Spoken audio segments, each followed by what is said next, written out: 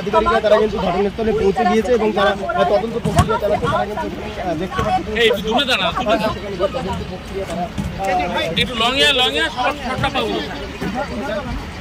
এগুলো কিন্তু তারা দেখতে পাচ্ছেন যে বাড়ি থেকেই কিন্তু ওই সরঞ্জাম উদ্ধার রয়েছে সেই বাড়ির দিকে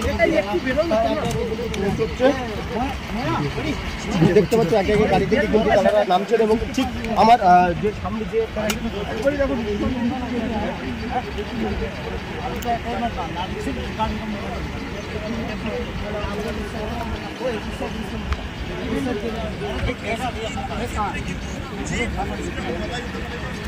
দেখতেই পাচ্ছেন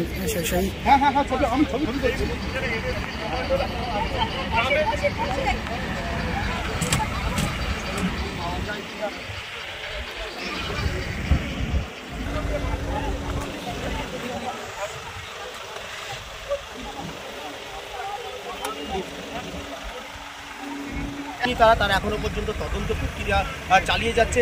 আর কি সরঞ্জাম উদ্ধার হয় সেগুলো কিন্তু তারা দেখছেন। তারপরেই কিন্তু একেবারে কি সরঞ্জাম সেখান থেকে উদ্ধার হচ্ছে বা কতগুলি বোমা সেখানে রয়েছে, কতগুলি আগ্নেয়াস্ত্র রয়েছে সেগুলো কিন্তু তদন্ত প্রক্রিয়ার পরেই কিন্তু তারা জানাবেন, এমনটাই কিন্তু তারা জানাচ্ছেন।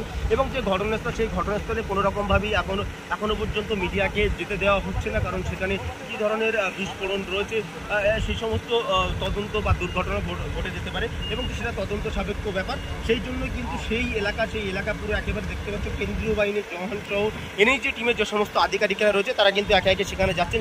সেখানে কোনোরকমভাবেই কোনো মিডিয়া পার্সনকে সেখানে যেতে দেওয়া হচ্ছে না, যেহেতু সেখানে বিস্ফোরক রয়েছে এবং সেখানে আগ্নেয়াস্ত্র রয়েছে, কোনো রকমের দুর্ঘটনা ঘটে যেতে পারে, যার জন্য কিন্তু সেই এলাকায় কাউকে এখনো পর্যন্ত যেতে দেওয়া হচ্ছে না।